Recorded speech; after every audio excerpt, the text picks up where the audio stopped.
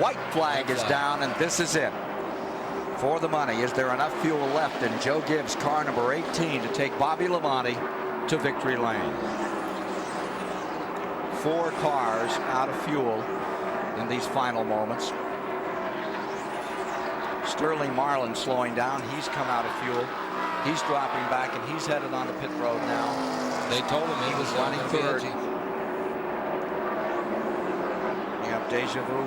Here comes Bobby Labonte for the checkered flag. Checkered flag is down, and the winner of the 1995 Coca-Cola 600 is Bobby Labonte. Waited a long time for this one to come together. Former Grand National star in 1991 is their champion. He's just pulled it off. 13th at Sears Point, the last time out, and he's done it tonight. He's given Joe Gibbs a victory in one of the greatest Winston Cup races of the year, the Coca-Cola 600.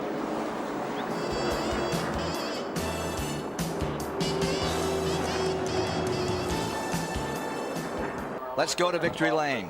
Well, last year it was Jeff Gordon winning his very first race of the Coca-Cola 600. Tonight, Bobby Labonte, what's it feel like to win your very first Winston Cup race? Well, I tell you, it feels great. You know, this is it's one of those deals where the crew did it the last pit stop. They got me out in front of Terry. You know, Schrader had problems. You know, I don't know what happened to him, but he was going to be tough to beat. And there's my wife. There's my boy. But the Interstate Batteries crew did an awful great job tonight. You know, I was just trying to pace myself throughout the night, and I got into Earnhardt a couple of times there. Didn't mean to. I just never had this fast a car here before. And I tell you, you know, I just let him go because I thought, well, ain't no need to be racing. So, you know, Interstate, Shell, EDS, Goodyear, Hendrick Motorsports for the great engines, Chevrolet, Food Line, Champion, you name it, they helped. You know, I'm just a small part of this great team. Looking forward to the rest of the year. Okay, you've got all the sponsors in. Tell us about the race. What kind of race was it for you? Well, the race was, you know, I mean, you know, we just paced ourselves. You know, we went really wild on shocks this weekend. We spent Friday testing shocks. And we weren't too sure what to expect, and I thought the first part of the race were going to be great, but I thought they gave up on us. But Penske shocks did awful good, and I tell you what, they're pretty wild. So on the graphs are not very pleasant looking, but we liked them. So it's great. Bobby Labonte in victory lane. To Rick Benjamin. Oh, Dick, Bobby Labonte and his crew certainly deserving of our congratulations. Great to see that team back in victory lane, and congratulations to Bobby. The Labonte brothers, 1 and 2. First time that's happened since 1971 in the Allisons. Michael Sterling, Ricky Rudd, Dale Earnhardt back in 6th position. Looking further back, Hut Strickland tonight, 7th, Lake Speed in 8th, Bobby Hamilton, Ricky Craven, Morgan Shepherd, Mike Wallace take us back to the 12th position. Steve Grissom had a 13th. Rick Mast ended up in 14th. Musgrave tonight came home 15th, followed by Dick Trickle. John Andretti 17th, and Darrell Waltrip with Jimmy Hensley driving that car most of the way had an 18th spot. And then there was Cope, Nemechek, Chuck Bound, Jeremy Mayfield, Randy LaJoy, and these cars were all running at the end. Robert Presley, Elton Sawyer, Spencer, Bodine, Martin, Kyle Petty, Schrader.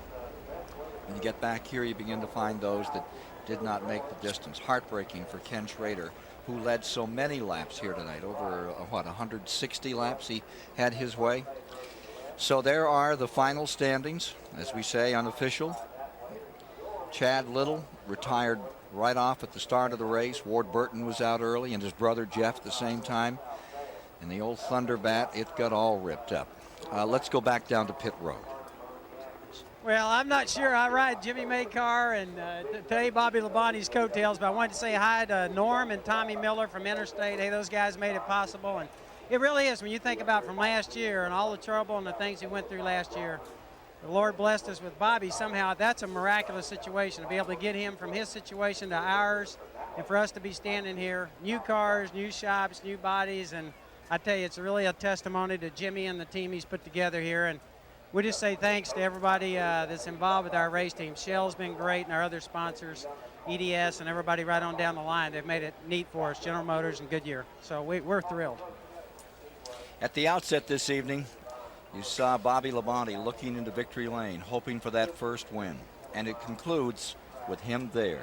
averaging 151.9 miles an hour, a new record in his 74th start. Bobby Labonte reigns supreme over the Coca-Cola 600.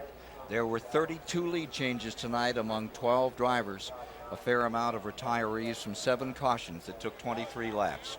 But the story tonight was this man, Bobby Labonte. Our thanks to Richard Petty and to Ernie Irvin for being alongside, and our entire staff for a wonderful evening at Charlotte.